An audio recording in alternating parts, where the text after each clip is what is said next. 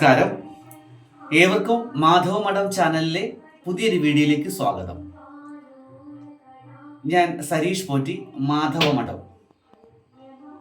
ഇന്ന് കൊല്ലവർഷം 1200 ആണ്ട്, മിഥുനമാസം 6, 2025 ജൂൺ മാസം 20 വെള്ളിയാഴ്ച ദിവസം.